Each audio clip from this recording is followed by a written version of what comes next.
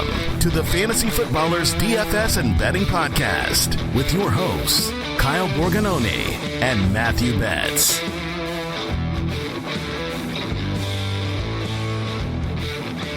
Welcome in. It's Friday, June 16th here on the Fantasy Footballers DFS and Betting Podcast. I'm your host, Kyle Borganone, and I am joined once again by Matthew. We're live on the clock Betz. This is accurate, actually, both of us. Not together in the same draft or the same roster, but we were seeing, on Underdog this morning. This is we're recording this on Thursday. The Puppy 2 was about to fill, and both of us were like, well, let's just hop in one real quick. We didn't talk about it either, by the way, people. This is how bad Borg and I are as far as degeneracy. And then I remember like a half hour after the fact, I was like, shoot, we're supposed to record this podcast. This is not good timing. So if Kyle seems a little distracted with hosting and trying to draft a team in the first 10 minutes of the show, I apologize. I am about to be on the clock here. It's a fast draft, so if you're listening to this and you're not drafting, well, I want to encourage you. Hop on Underdog, hop on DraftKings, wherever you're playing. But, my team's looking pretty good. I do have Russell Wilson queued up. So any advice you want to give me in that regard? Seek medical attention. It's getting bad, but at QB18... You're in on Russ this year, aren't you? Yes. Why not? What did he finish last year? Do you remember? He was probably like QB 20. No, it was higher than that. I think it was QB it was QB 16. It's like it's okay. not that much better. But I'm in, especially if you get a stacking option that you get affordable ones, whether it's Greg D, Marvin Mims, or my boy Jerry Jeudy. So, I queued up Russ, and he's my QB2, and I feel comfortable with that. What's funny is we actually spent a lot of time this week, and me and Borg, everyone, this is our second show of the week. We're doing 3 total this week, just the two of us with Andy, Mike, and Jason on vacation. I mean, Kyle is, looking him over there on his high horse, king of the castle this week at Ballers HQ. But we are talking a lot this week about different things. We did the Footcast. We're doing this show. We did the Dynasty show. If you want a detailed breakdown of Russell Wilson and kind of why I understand Kyle's point of view, the Dynasty show is for you on the Broncos. I just think that there's a lot with Sean Payton. There's a lot with just in general, the offense, the defense were super unlucky with injuries, terrible with clock management. So just breaking down that aspect beyond just sentiment and then looking at ADPs and see if they align. It's a fun process. It's a fun part of the summer to not just galaxy brain, but piece together information from lots of different fronts.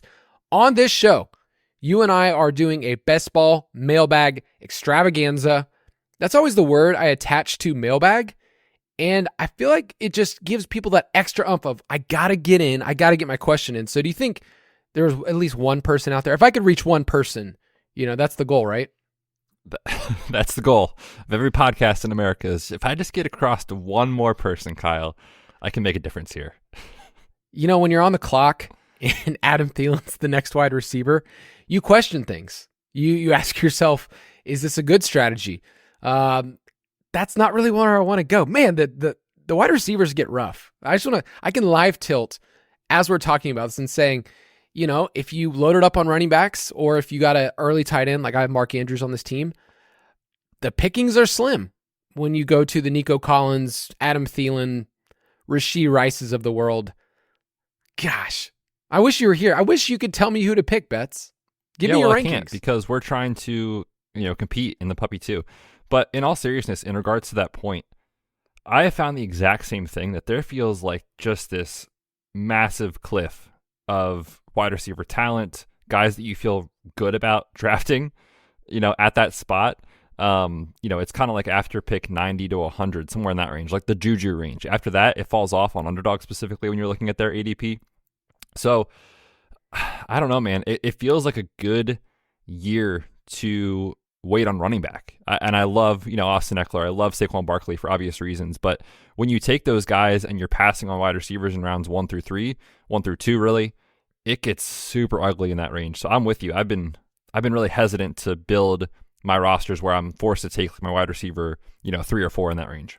we try to make sure that our rankings stay updated. We stay updated with ADP, and to give you the opportunity that when you're drafting, you get to see the different roster constructions, because, like, I have certain players that are ranked in a spot, but you don't have to take them there. Like, I have Aaron Jones as the top 40 player, but in a draft I just did, like, I can get him way later. Like, I got him at 56. So it's not like I had to look at my rankings and just say, this is the only way that I'm going to draft. So those are all in the Ultimate Draft Kit. If you want to go to ultimatedraftkit.com, in the Ultimate Draft Kit Plus, we're updating those nonstop. And I wanted to start us off with a quick question. This is from Discord. Shout out to TD Weslow. He said, would it be possible for you to do an episode reviewing a recent draft you did, going through the process where you looked at stacking, and specifically anything about week 17? So Betz and I finished our chow that we drafted together. It was a slow draft.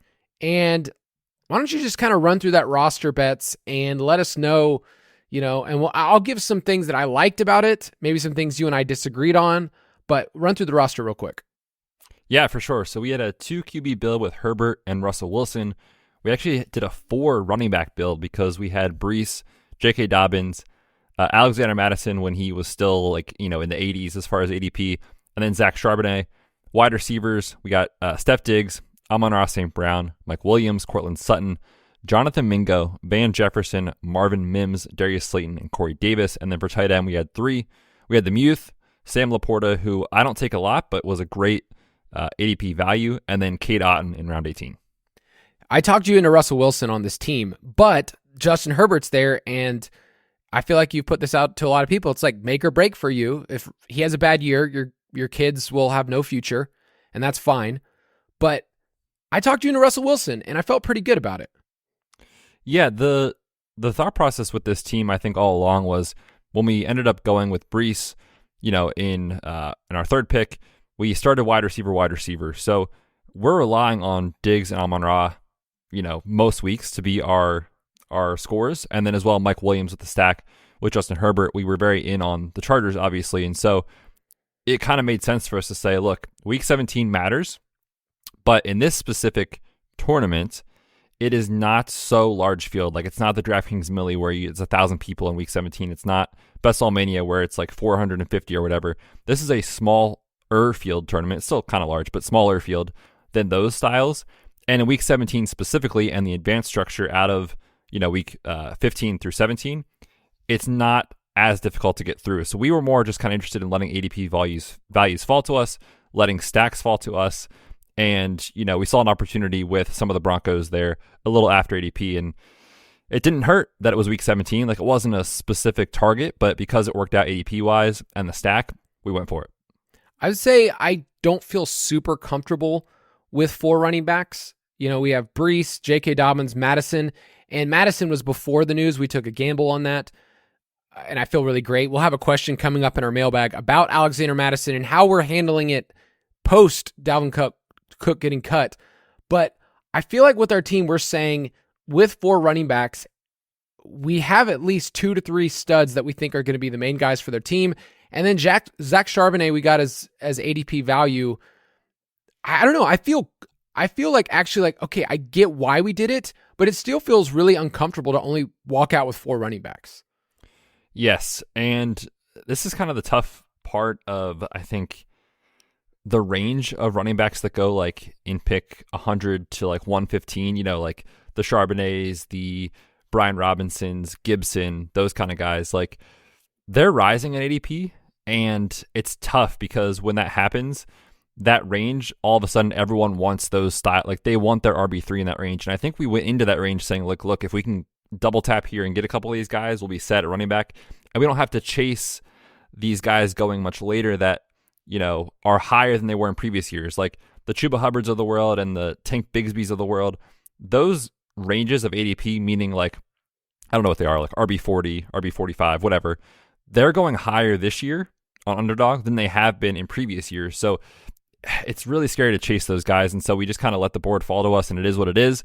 But we did, put in, I think, decent draft capital into running back. And we've always kind of talked about there's 2 approaches that you can take. You can draft fewer of them, but put a lot of draft capital into them. So we used, top 80 picks on 3 of these guys. or you can punt it off and spend less draft capital on more running backs, but you don't kind of want to be in the middle. So we went with the former strategy. Obviously, it's a little bit of risk with Breece Hall coming off the injury, but we'll see how it works out. I will say the other thing, when it comes to week 17, I feel like we missed out on a couple. And then also just looking at the way that we constructed things, it's like we're pretty heavy on Chargers and Broncos. But I feel like on week 17, it wasn't the thing that I said on this roster, like I'm going to reach on these players. It was just a good, value when we were able to find that correlation. Like we have some good pieces. Like we took, we took some guys late, but I don't know. Like I felt like at the end of the day, like we could have looked at more correlation here for week 17, but like K-Dot in our last pick, I just said, I want pure snaps. We could have taken somebody else, but I don't know. I feel like we didn't reach on week 17. No, definitely not. And we kind of have a couple minis too, like, a Seahawk and a Steeler. So we got the Muth and Zach Charbonnet. We took a couple of those sort of stacks for week 17, which I think is fine given the structure of this specific tournament. Yes. But this specifically would be a bad roster in Best Ball Mania or the DK Million Maker, something like that. Yeah. And so just keep that in mind, whichever tournament you're playing in. If you're playing in just a 12-person, a 6-person, we're not going to lean into week 17. We're not going to go all the way there. But if you want, once again, our best ball rankings, best ball primer, they're updated in the Ultimate Draft Kit. But this show is all about the mailbag. Mailbag. It's all about the mailbag and the live picks, right? Those are the two main things. And did I just take Marvin Mims to correlate with my boy Russell Wilson? I did. Oh, Kyle, you need help. Yeah, I feel pretty good about this team, and maybe I'll post it later. So hey, this is my live team, and I feel really good because I'm only going to have 2 quarterbacks and 2 tight ends. So I'm just going to hammer away at these late wide receivers, and hopefully I get lightning in a bottle somewhere. But you know what's funny? What? The way you said, I feel pretty good about this team, means you hate your team. Okay? The way you said that is not the voice of someone who actually likes their team. I think I have Chris Olave. So I think that's what skews some of my view. There's lots of bias going on is what you're saying. Oh, there's tons of bias here. There's lots of bias in these picks and me saying, oh, I'm not going to draft this player. It's interesting. I looked at some of our mailbag questions that we got, and I'll start with this one because I just noticed when I draft, I have this in mind every single time in the first few rounds. But this one's from Victoria Gavin on Twitter. She says, I can't wait for this mailbag. My question is, who are some consensus popular players in the first 5 rounds you have 0 shares of so far in best ball drafts? And I'm going to give you some heavy names because I'm going to be honest. Like I have 0 Devontae Adams right now. I have 0 Travis Kelce. So with Devontae, let me just ask you, is that Jimmy G related with the injury? It's Jimmy G related. It's also looking at the other wide receivers there and just playing the game of Devontae early on was a first round pick that everybody was taking, and he's kind of slipped to now like 15 or 16 in ADP. And so I think that he's more of a mid-second round pick. And so he's just going off the board at a place where my rankings just don't align. I think that you're going to see a regression in his touchdowns and a regression in his deep touchdowns because he had a insane number of long touchdowns last year. So that's kind of the game I'm playing. But when you look at that 1-2 turn, I just like a lot of the other wide receivers better. Give me Amon-Ra. I'll say that. I'm going to take CeeDee Lamb every single time over him. I'm going to take Garrett Wilson over him. So those are the guys that I end up taking ahead of him. Yeah, just to put some numbers to Devontae, because I was kind of looking at this too, like from a medical perspective, I'm not necessarily worried about Jimmy G being healthy this season, unless something goes wrong between now and, the start of training camp or whatever, as far as his rehab goes. But as it stands now, he should be healthy. But there's major issues with the fact that he's not with the team, right? He's not at OTAs participating. He's not at minicamp.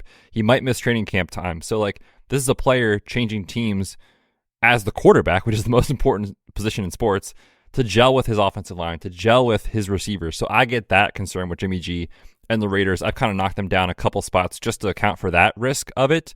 But, from Devontae specifically, he led the league in both targets and touchdowns from 20-plus yards out last year. And I know that Derek Carr, people have a lot of things to say about Derek Carr as far as the quality of quarterback he is. But when you look at EPA on deep passes, he's actually been pretty good.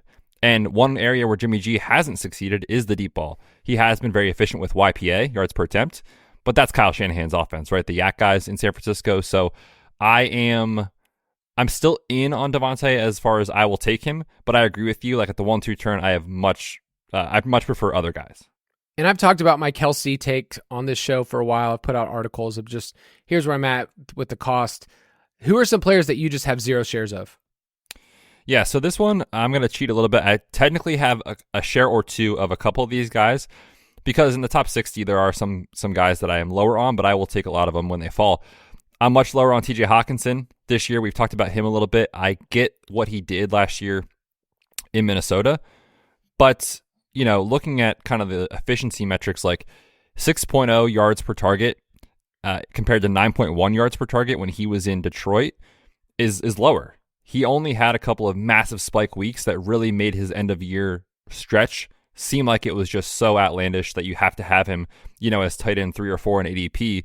So he's a guy that I'm okay with. Like if he falls to me, if I already have Justin Jefferson, maybe I'll snag him as part of a stack, but he's not a guy I'm targeting. And just real quick with that, both those games that he just went bonkers on, where he had incredible weeks, he played against the Giants. So it was the same defense that really struggled against tight ends last year. So I'm lower on Hawkinson. I'll also throw out, I'm lower on Debo. It worked out last year being lower on Debo. I just kind of am lower on the Niners as a whole. We talked about them in the win totals episode with the quarterback concerns and quarterback issues. And it seems like a revolving door there in San Francisco with who the guy is going to be as far as the talent and the player that scores the most points, whether it's Christian McCaffrey, George Kittle, Ayuk. Someone's going to lose out there, and I'm not willing to spend a 3rd-round pick on Debo. And then I'll also throw an honorable mention. Jackson Smith-Njigba is going way too high for the situation that he's in. I love the talent, but to me, Tyler Lockett should be going ahead of him. He's going to play in 2 wide receiver sets, whereas JSN, likely a slot-only guy. Next question's from I Got Worms on Discord, and just a shout out to our Best Ball channel on Discord. If you want to get a question answered there, I guarantee you somebody immediately will pop in, give some thoughts. I saw a conversation that went back and forth. They even in the middle of the conversation threw a couple jabs at my Falcons, which was awesome. But that's the best place if you want to get your questions answered. But from I Got Worms, any different strategy around bye weeks and best ball? And generally speaking, we usually talk about, hey, you want your quarterbacks, you want your tight ends to have different bye weeks. And then early on, I don't really care about bye weeks at all. Like I honestly don't really look at bye weeks until I get to the double-digit rounds, unless I'm double tapping quarterback. And Hayden Winks, just a shout out to Underdog's Hayden Winks, had some data around bye weeks. Drafting 2 quarterbacks with the same bye week is obviously going to result in fewer points because you get a 0 and a lower advance rate because almost 17% of best ball leagues are decided by 10 or fewer points, which is wild. Like wild to think that it's that close at the end of the week or end of the time. But 2 QBs with the same bye are going to be paired about 3 to 4% of the time, compared to 6 to 7% for 2 QBs that have different bye weeks at the same ADP. So in a large field tournament, it's like a fun way to get different than everybody else. But I would say I'm not like, for running backs and wide receivers, I'm just not thinking about it that much. Yeah, I think it's one thing that you maybe put in the back of your mind is like, when I'm on the clock, I'm thinking about 4 or 5 different things, whether it's my stack, a week 17 bring back, how many players I have as far as how many running backs, how many wide receivers, stuff like that, player takes and rankings. And then way, way, way down the list is bye weeks where it's like, okay, I already have, 5 guys on my roster with week 7. Like I have 2 or 3 players here that I like. One of them is not week 7. Maybe I go with that guy this time. So that's kind of how I think about it. But I'm with you as far as the quarterback position it goes, and tight end to a degree. If I'm only taking 2, I certainly want to make sure that I don't have the same bye week.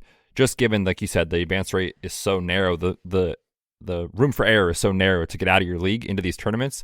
So I personally put a little bit more stock into it, I guess, than the data shows. But for the most part, it's not high on my list.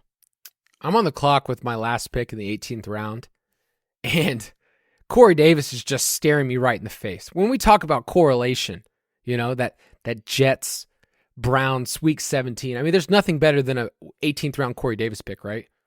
Oh, it's going to be great, dude. It's going to be like 38 degrees, windy, lots of snow. It's going to be the game you need this year. What's funny is like his little blurb, and I think we're all addicted to if there's a blurb about the player on Underdog, you get to look at it, but his last one's from a month ago. He has the verbal support of the coach. You know what? That feels really good when you click the button, doesn't it? Oh, it feels incredible. Let's take a quick break and we'll get back to the mailbag.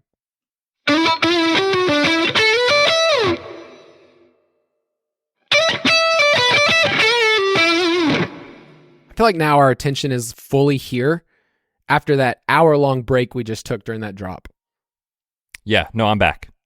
Okay. No, just so you guys know, we pressed that ad drop and then we're still right here. So we're not going anywhere. First question right here after the break, huge break, is from Samuel White on Discord. When using the rankings, it is often I get to round 5 or 6 and Pitts is staring me in the face. I'm too scared to take him. What is the case for Kyle Pitts? Pain and disappointment and sadness if you're a Falcons fan. But I think the best way is to rephrase this question. Instead of saying, what's the case for Kyle Pitts? I'm just asking this question, what does a round 5-6 tight end need to do to pay off? Because there's other tight ends that are in that section that I think are totally fine. Like if you're just looking at on Underdog, right there, George Kittle's at pick 60, Pitts is at 68.9, Goddard's at 72. What does a tight end need to do? One, they need to beat their ADP. They need to be better than, tight end 5 or tight end 6. So if you think that Kyle Pitts has it in his range of outcomes to be tight end 2 or 3, go for it. And then you also need other tight ends to fail relative to their ADP. So if I'm taking Kyle Pitts there, I'm saying that one of Kelce or Andrews, I don't say they have to be terrible, but I think they have to be bad relative to their ADP. Does that make sense?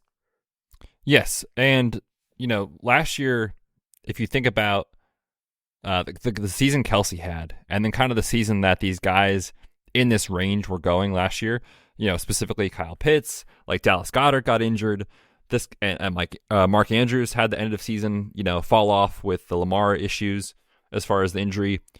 Those tight ends in that range of tight end 2 or 3 to tight end 8 sort of range, that last year largely failed relative to Kelce. Kelce was awesome. He was incredible. He was what you needed at tight end for a lot of leagues, a lot of redraft leagues. He was great in DFS, etc. But if that gap closes this year, let's say Kelce is still tight end 1, but he scores, 10% less fantasy points, and 1 or 2 of these guys in the Hawkinson, Pitts, Goddard range outperform their ADP, Kelce will be less valuable to you at his ADP than these other guys will be. So it's all about just kind of taking things in context. So that's the case for these tight ends going in this range is Kelce either fails or has a worse year than last year, and these guys have a better year. And I'll say the case from a team perspective is Desmond Ridder is better than a lot of people think. They throw more than they did last year, and we saw him have a historic rookie tight end season. So that's the case for him. But I get the concerns too, right? Chances are this is still a very, very run-heavy team, and that's going to definitely, I think, cap the ceiling for one of or both London and Pitts. The hardest part is just looking at pure touchdowns, right? 1 touchdown his rookie year. You're looking at a player that, I don't know, let's say his ceiling feels like it's 6 or 7 touchdowns. And that's really hard to justify. Yeah, it kind of is. I know. It kind of is. But I guess I'm kind of taking it more from a game theory perspective, more than a Kyle Pitts take perspective when I look in this range. Because I think there's advantages and disadvantages to taking elite tight end this year. One advantage is that it seems like the consensus right now is that, these round 17, round 18 tight ends, they're so great. You can just tackle on 3 of them and you're fine. But also I understand that point, right? So that's the downside of taking someone like a Kyle Pitts in this range. And we talked about the wide receiver issues with the ADP. If you pass on wide receiver here or your RB2 or RB3, you're forced to take Michael Thomas or, I don't know, Juju as like your wide receiver 4 or something, and that feels really scary. So I do understand it. Yes. There's an opportunity cost. We always talk about that. Looking at my exposures right now for Kyle Pitts among tight ends, I think he's like my 8th or 9th. So I'm not like, I feel like I'm going to end up basically where the market is on Kyle Pitts. I'm not trying to make a hard stance. Just, checking in right now, June 16th. If you're like, hey, where's Kyle's tight end exposure rates at? That's what the people want. I mean, number one, you got to guess, Betz. Who's my number one tight end in exposure? It's got to be Chig. It's Chig. And then up there is the Muth, who I think you and I are both high on. Mark Andrews is in my top 3 because I take him a lot. Isaiah Likely is also somebody that if I'm going to tack on somebody at the end and I don't have Mark Andrews, I like Isaiah Likely for tournaments. Evan Ingram, David Njoku, Kate Otten is another late guy. So, yeah, I wish I could say more and say, yes, you need to go all in, but it's also something where he could be just as good. He could hit his ADP. He could be fine in redraft leagues and in best ball not be like a league winning pick. So keep all of that in mind. Next question from Brian Adams. I know I have some questions, but you guys do such a thorough job covering all aspects of drafting best ball. I guess my one question is, how can I help best ball, or how can I help grow best ball and get people into it? Sometimes I have trouble explaining the difference in my redraft or keeper leagues. Yeah, so this one actually is a good question because I think it is something that a lot of people, in the Twitter bubble, like if you're really into fantasy football, if you're listening to podcasts in March, April, May, like you are the sickos, right? And that's not a lot of people in America or across the world. So getting people into best ball over the course of the summer, I think is tougher than it might seem if you're on Twitter, where everyone's into it. If you're just talking about like your home league buddies or, at work or whatever, like I always, before I did this and before I was into best ball so much, my best buddies from college, we do a dynasty league, and every year someone would be like, well, we should also add a redraft league on, or we should add this league on. But it takes away from the aspect of the dynasty league because like that is so important to us. But if you're having to manage other leagues, it takes away. But we kind of framed it to each other like, hey, we could do a best ball draft. Like we could just draft a couple teams, and then no one thinks about it for 4 or 5 months. But it's another way to kind of build camaraderie with your league mates, gives you more exposure to different players. And like I said, the best part of fantasy is drafting. With best ball, you can explain it to people. You don't have to worry about it. Yeah.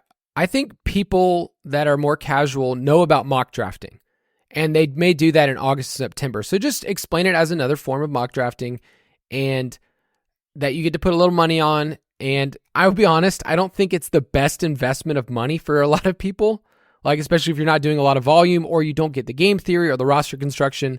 I did one with a friend where he got an underdog. We hopped in a draft, and he ended up with 4 quarterbacks, and it was just like, oh, he flushes money down the toilet. But he got used to the platforms. He got used to what was going on. But I think Betz is right. Like, you're just showing people that this is a way to integrate what you're already doing. That's the scary part about dynasty leagues for a lot of people. It's like, oh, I don't want to add on something else. It's like, hey, this actually can go in conjunction with what you're already doing, if people want to look at it that way. But I think it is growing. And I will say the Underdog's done a great job of making it more user-friendly. Like, the site's just really clean. That's why we talk about it. It's why they've been a sponsor. So, yeah, I think overall it's going to continue to grow. But remind yourself of what fantasy football world is in the summer. And for our company, it's really clear. Like, once we get to August, September, it's a different animal. We're talking to a different audience. And that's okay. We like everybody else that's going to come in, right? For sure. I love the calendar year. Like, you and I, with our show specifically, have the diehards that are into betting, talking about the NFL draft and team previews and win totals, award markets. That's not a lot of America, right? Like, that's not a lot of people that are into the fantasy space. It's the diehards. And then, like, over the course of the summer, you get a little trickle in where you still have the diehards, but then you get people that are kind of like, okay, I've got a draft coming up, at the end of August. I should probably start researching. And then in August, it is mostly your casual friends and family redraft league type of people that finally kind of enter the scene. So I love the calendar year for that reason. Yeah, and this is just my little shtick of just seeing questions and stuff is I just see people all the time. It's like, oh, redraft that in home leagues. That's so old school now. Like, oh, one quarterback. It's like people are playing fantasy football. If they're enjoying it, that's all I care about. My son, he knows a very, very elementary version of a lot of games. His idea of 2 square and 4 square, like that's the game he likes. His idea of, I've kind of introduced to him what Catan is, and it's a very like simple version of the board game. There's much more complicated versions and there's deeper versions, but the game itself is fun. And that's kind of like what you're trying to introduce with best ball. Like, it's the game you like, and here's a way to play it. And if someone's not into it, it's okay. But the summer, it just fits so well with the calendar year. And the summer of best ball, I mean, what could be better than enjoying a drink on the front porch? Because that's what I've been doing. Oh, it's the best, man. And for listeners out there, Kyle and I both just moved. I was sitting out there yesterday on my deck, which was, just an incredible experience. And I was like, man, what a time to pull up my phone, see if I'm on the clock. I was in a couple puppy slow drafts. So yes, I agree. It pairs perfectly with summer.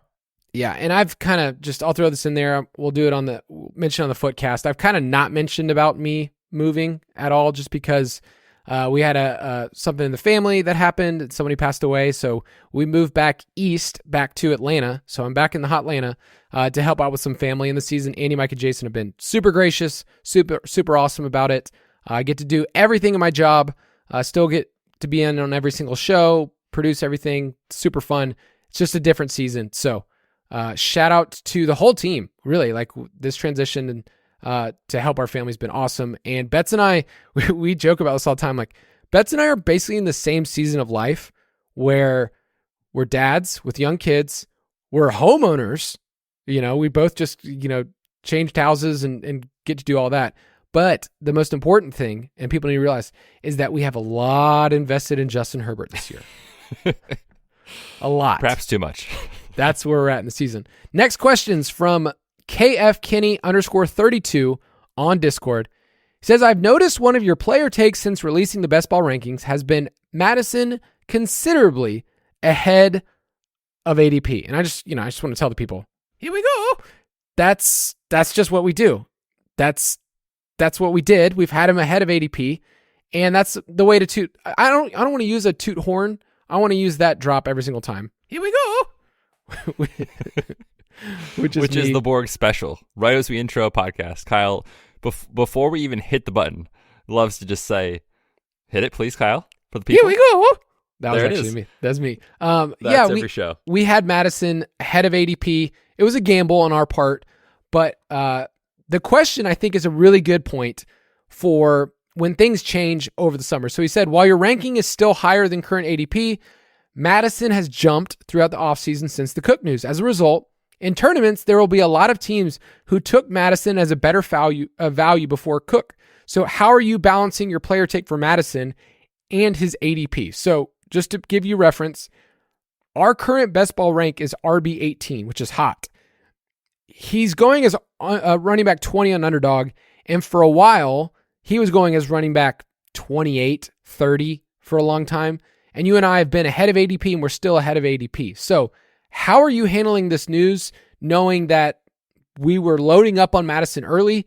He's my highest exposure running back. And how should we respond now through the rest of the summer? Yeah, so this is a good, I think, reminder that there is somewhat of a big edge in best ball, especially this is why you draft early, is to understand, if you are drafting best ball teams in May, like, you're a good fantasy player. Like that's who you are. You're not just a casual. And understanding the news market of what could happen and what's likely to happen helps you get ahead of these movements. For example, Alexander Mattison and Dalvin Cook, the writing was on the wall that it was very, very, very likely to happen. So we made a bet in our rankings and a bet with our exposure to say, look, Mattison might be a terrible pick once he gets to an ADP of 48, but he's a very incredible pick when he's at 90. Or, when I put out that article, players to draft for closing line value, he was at 103. No way. That's where he was way back when. So, taking a player at 103 is a much different bet than taking a player at 48 or 50 or wherever he's going to close. So if you've already gotten the best of it, I'm going to be backing off of Alexander Mattison, specifically in contests that have been open for a long time. DraftKings Millie, Best Ball Mania, stuff like that, because that is a big snapshot of the entire summer for ADP and markets. But, Underdog is going to release new contests over the next month. The Puppy 3, who knows what else. That is its own market, right? Because you couldn't get Mattison at pick 100 or pick 90 in that contest. So if you still like Mattison and he's going around pick 60 or, whatever when that opens, I think he's still an okay pick. But if you've been in these contests that have been open for a while, I would be backing off Mattison at his current ADP and where it's going to go. Yeah, his ADP as of recording is about 65th overall. We have him inside our top 50 picks right now, which is pretty hot. And in a 12-person league, go for it. You're not playing against, some other, ADP Mattison. You're not playing against a variant version. You are just betting against your league. And so I look at this tier. Maybe that's a better way to open up this conversation more, is this tier of running backs you and I are pretty high on, once you get to the fourth round. So Najee Harris right now, his ADP is 37th overall. So that's the start of the fourth round. You have Najee Harris, ETN, Jahmyr Gibbs, Kenneth Walker, Joe Mixon, Aaron Jones, J.K. Dobbins, Miles Sanders, Alexander Mattison. I would be totally fine leaving a draft if I went wide receiver, or two wide receivers and an elite quarterback stack, or two wide receivers and Mark Andrews. And then I could basically get two of these running backs in the next couple rounds and feel totally fine with my first two running backs. So it's more of, we're high on Mattison, but we're high on this whole tier. Yeah, definitely. I think that's a good way to put it. And, at some point this summer, Mattison will be a bad pick, in my opinion, based off of where he's likely to go. Like right now, the hype is just out of control. And if he gets to a range where there's really good wide receivers, really good tight ends, incredible quarterbacks, I'm probably passing on Alexander Mattison, right? It's just a matter of kind of where he's going, opportunity cost, and kind of getting ahead of the markets. But one thing I was thinking of, Kyle, when I was talking, is there another situation that we don't have news on yet that you could see playing out where you might want to be either ahead of market, or maybe just fade a certain player or group of players with pending news? I mean, DeAndre Hopkins right now is wide receiver 20, and I've been mostly off because I can't, if it's New England, okay, it's hard for me to see that offense and see him in a way he can get peppered with targets, but I've just been so down on them in general. I know there's the Bill O'Brien connection that you can give, but I don't know, that's one of those players where I think he's just appropriately valued right now. Yeah, and actually to speak to the D-Hop stuff, and hopefully news doesn't break before this comes out, because that would be bad for this content. But I do think New England is the front runner to land DeAndre Hopkins, and if that happens, I mean, Tyquan Thornton's ADP is going to look super wacky. He's going to drop. Juju is going to fall. And by the way, both those guys are missing time in minicamp. Juju's coming off injury. Tyquan Thornton's dealing with a soft tissue injury. I think it's a hamstring. So I would be really hesitant right now to click the button on Juju and Tyquan personally. Yeah, I'm looking at some of the other situations. There's some running back situations that I think there's veterans that are going to be added. So we just got to keep that in mind. If Zeke or your boy Fat Lynn joins the team, we got to adjust a little bit if Dalvin Cook does. So as with this recording, we are completely oblivious to any signing that and that's okay. We're living in the past. You are living in the future. That's totally fine. Next question from Yanni on Discord. Do you ever throw in a fast draft and find that it goes very differently than slow drafts? Fast draft I just did had Bijan go in the second and Josh Allen in the third. So any thoughts on just fast versus slow draft? And this can be more anecdotal. Yeah, I think you will see a little bit more reaching, or just kind of sometimes best ball mistakes, whether it's taking 4 quarterbacks or taking 3 elite tight ends, we know that's not good for your advance rate. You'll see more of that silly stuff in lower stakes contests and in fast drafts, from what I've seen. And part of it is, some people start a draft and then all of a sudden they got to go help their kid or something, or I'm trying to think of what happens to me, or you have to go do something or take care of something, or you're doing it at work and you have to go help work. You have a task that comes up that you have to kind of step away and you get auto drafted or something. That sort of stuff happens. Whereas in slow drafts, I feel you can digest the information, you can take your time, make sure you're making the good pick. So anecdotally, I have seen more mistakes in fast drafts. I used to be almost strictly team fast draft. But life's changed, man. I mean, like you said, now with kids and the move and just all that stuff, like I don't have 5 hours at night to just sit down and knock out, a couple fast drafts. Like I'm helping with them with bedtime and I want to be there, for all the dinners and stuff. So I have been more on team slow draft this summer, which is sad to say. Yeah, same with me. I've been on team slow drafts. I feel like I've been on slow draft for a long time because of, my kids. I've been around kids a little bit longer. Moving has definitely caused that. I hopped in as many Puppy 2 slow drafts as they would let me. And I was actually on the platform when they changed it today, when they were like, hey, we cannot do any more slow drafts. So they changed it to only fast drafts for Puppy 2 at the very end. Because I was just like, I'm going to keep loading up at the very, very end. So, right here at the end, I think I got like 6 or 7 Puppy 2 slows that are just chilling there. And that's totally fine. I kind of like that, by the way, as a little bit of a game theory strategy. I don't think people talk about that in the best ball space. If there is a contest that is going to close in like 2 to 3 days, it's at 95% filled or whatever, I think hopping in a decent amount of slow drafts at that time is a very good strategy because the contest will close. There's no more entrants happening or getting in there, and you're going to be drafting in its own ecosystem. Like if there's news that breaks over the next 3-4 weeks, like these slow drafts take a couple weeks to actually complete, you could get some really good information that no one else in that contest has. So I do kind of like that as a strategy. Yeah, I feel cool. Like I feel like I'm one of the cool kids that showed up late. Kyle. You are. That kid that showed up late to class, and it's just like it's because who I am. This is just what I do. And dude, you strike me as the kind of guy that would be early for class every single time. Heck yeah, I want to hang out with my friends. I want to talk. I want to actually. Oh man, at the end of high school, it was very clear what I spent my time in. I had a notebook, and it was dedicated to sports statistics. And every single day, I just sit in the back and just write. So I found my old journals of like every single MLB team's lineup, and here's what I would do if I was the GM. Instead, that's now funny. I get to talk to you on a mic, so it's kind of the same thing. Is what I would basically do. The same thing. I know. Next question from Dirty Rednecks on Discord. What is the tier to go with a 3 quarterback build? And I thought of this question as, who's the last quarterback I feel comfortable with in a 2 quarterback build?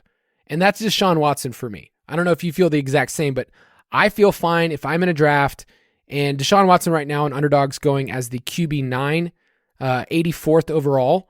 So I feel fine to do a 2 quarterback build with Watson because I think he can finish the year, I don't know, top 5, 6, somewhere in that range. Yeah, I think Watson makes sense. I'll even take it just a little further. I'd be comfortable with a 2 QB build with Anthony Richardson. And I'm a little lower on the Colts stacking partners and everything because of what we talked about with the rushing and rookie quarterbacks and all that. But if you are taking Anthony Richardson, especially in a tournament, you are taking him to give you an outlier elite season where he finishes, kind of like RG3 as a rookie, like quarterback 2, quarterback 3. And if that happens, you're taking on extra roster spots for 3 quarterbacks that you don't need, right? Like you're making a bet. And if you bet on Anthony Richardson, you're betting as if you're right. So I'm okay in that situation to go with a 2 QB build. But I agree with you. Once you get into like the Dak, Kirk Cousins, Daniel Jones tier, I think it's time to start thinking about 3. Anthony Richardson is weird because his ADP has gone all over the map. From like steamed up early on to I feel like everybody pumped the brakes like, okay, I can't take him like, that early. And now he's sitting there at QB 10, almost 100th overall where it's like, okay, that's a fair price. So I've been all over the map, but yeah, Watson's the last one. And then from there, if I don't have one of those top 9 quarterbacks and I waited, then I'm going to do 3 quarterbacks. I do have a team where I did Geno and Russ. What could go wrong? Where it's just 2 quarterbacks, but I also got to triple stack them. So I felt like I leaned all in on that team in a tournament and just said, okay, Seattle offense, Denver offense. I feel like I'm different than a lot of other people to get that much value on that team. So next question from the Dynasty PT on Twitter. Thoughts on going for elite wide receivers early and then heavy on the new running back dead zone with guys like James Conner, David Montgomery range, backup running backs that are just an injury away. I think that's generally speaking where we've been. And I think a lot of people, wide receivers are being pushed up. We've talked about that. But the value of these running backs later on, we mentioned earlier that tier that we really like. Immediately after RB20, I hate this next tier of Dameon Pierce, because obviously I'm contractually obligated to hate him forever. DeAndre Swift, Cam Akers, Dalvin Cook, Isaiah Pacheco, Rachaad White. I hate that tier. Like, I'll take one every once in a while, but I don't like that. But then the next tier is like the James Conner and Dave Montgomery, who you've been banging the drum for. So it's interesting because like there's waves of running backs, and I think Montgomery is one of those players that you and I will end up on a lot of our teams. I just took him in that fast draft as my RB3, and I'm finishing an article called Best Ball Arbitrage, and I think that Dave Montgomery can give you about 80-ish% production of Jonathan Taylor this year. Yes, very in on Dave Montgomery. We talked a lot about him over the course of the summer so far. I think he's right now number 3 for me in exposure. I'll be definitely over the field. But that range specifically is kind of a range that I think I'm trying to avoid outside of Montgomery. Like, I look at this range, let's talk about the guys like Pacheco. Man, on a touchdown-only site, the Chiefs, when they get inside the 20-yard line, the 10-yard line, they lead the league in pass attempts every year. I don't think that's going to change with Pat Mahomes there, right? So, like, you need Pacheco to take over some of the receiving role and get Jerick McKinnon out of there for this to make sense. So he feels like a classic risky dead zone pick. Rachaad White and James Conner are the definition of the old RB dead zone, right? Guys that are the starters. You don't see a lot of competition, but the team looks bad, and that's where these guys used to get pushed up. Think about Mike Davis on the Falcons a few years ago. It was like, oh, he's the dude, no competition, but the Falcons weren't going to be very good, right? That's James Conner. That's Rachaad White this year. So I'm not necessarily into the strategy of using these guys. I kind of am trying to go a wide receiver or 2 early, getting one of those round 3 to 4 running backs at least, kind of like the Jacobs, Hall, Najee, Etienne, Gibbs range, and then trying to just kind of take these guys going as like the Charbonnets, the A.J. Dillon, Samaje Perine. That's kind of where I feel more comfortable dipping my toes personally. Next question, who are the toughest quarterbacks to stack this year, likely due to their correlated teammates' ADPs being bunched together or them being popular one-off targets? I mean, Mahomes and Kelsey, you got to use your first 2 picks. Maybe you get super lucky and Mahomes shows up in the 3rd, but that's, to me, like I said, that's my theory this year, and I hate using my first 2 picks on that. I think Jalen Hurts and A.J. Brown are just on opposite sides of the board, so it's like really hard because A.J. Brown is going to end up being a late first, maybe gets into 2nd round, and then Hurts' ADP is at the 2-3 turn. So you either have to massively reach on Jalen Hurts early on, and somebody's not stacking with Devonta Smith, or he makes his way back. So I feel like that pairing I haven't seen very much. Yeah, and it's tough this year because as years go by, markets get more efficient. So now that there's more data and everyone knows, it's so important not only to stack, but also to stack week 17. Like, the Bengals Chiefs stuff is very hard to get, especially if if you take Kelsey, then you take Mahomes. Like, you're not getting Jamar Chase. You're probably not going to get T. Higgins, or if you are, you're having to force it, right? So, like, I think this year is almost a good reminder to question what the market is doing and not just blindly follow it. Like, I love Devonta Smith. Man, he's going really early, dude. Like, yes. The wide receiver 13. I think there's a chance that those ADPs are wrong this year, A.J. Brown and Devonta Smith, and it's not because they're bad picks. Like, they're great players. We saw what they could do. But the conversation's so different, right? Last year, Devonta Smith was like a 6th, 7th round pick. Jalen Hurts was in round 6. So it's just it's just different. And I think that that's really tough to get that pairing. If you want an Eagles double with those 3 guys, it's almost impossible to do. Yeah, I wrote this up in our best ball primer just to give you guys some numbers with this. I said you can't poke holes in the Eagles offense. After they ranked number 1 in EPA per rush attempt, 3rd in total yards. But when you compare it to their best ball cost and you see why it's so hard to get Eagles on your team, they are the only team with 5 players going inside the first 6 rounds of a draft. So there's basically, you can't have any room for error, and people want them as one-off targets. Like, I'd be totally fine if I don't have Brown or Hurts, or Brown or Smith. I'll take Hurts, maybe stack him later with Goddard. Like, I feel totally fine with that. So in order for Hurts and Smith, let's just say that, like, you went that route at the 2-3. You have to do that 2-3 turn, right? Isn't that basically where they're going? Yep. you need like a 25% advance rate.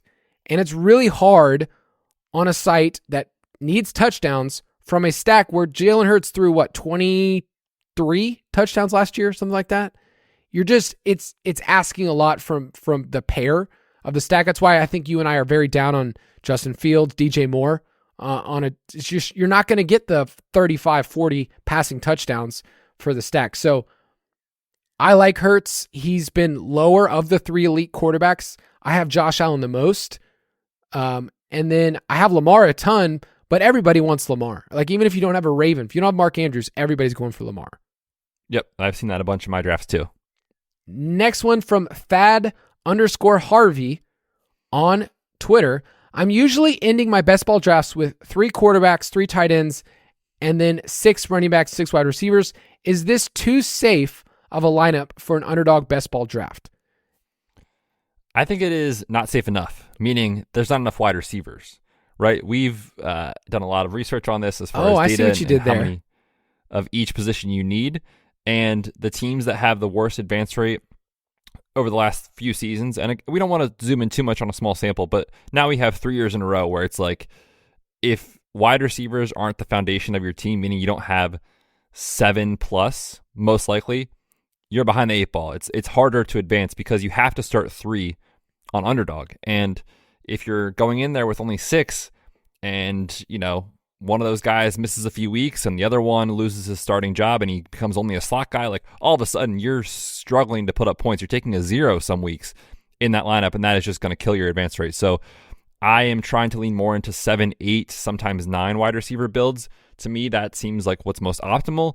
I have done a couple of 6 wide receiver builds, but it's only in situations where I take one of the elites in round 1. I grab another 2 or 3 in like rounds 3 through 4. And so I'm leaving with studs. And I'm like, okay, I'm counting on Justin Jefferson every week. I'm counting on, if I take T. Higgins every week, those kind of guys. But if you're not spending that draft capital on wide receiver, you definitely need more. Yeah, it's interesting. The word safe is tough in best ball because, we'd say it all the time, like, if you're not first, you're last. If you're getting 4th place in this league and you're going for that strategy, it's just not going to work. If you're 6 wide receivers, if you went 0 RB with this approach, let's just say you went 5 wide receivers out the gate, it can work. It totally can, but just looking at data last year in advance rates, 6 wide receiver teams only had 16.8% playoff advance rate, and then they did terrible when they got to the semifinals and the finals. So we would just say overall, if you're playing volume, throw in some lineups this way. It's totally fine to have a portfolio approach of this, but in general, if you're doing 3 quarterbacks, 3 tight ends, it probably means you don't have a difference maker at either position, right? Like if you're loading up, and you have to hit on your 5 wide receivers if you're going that route.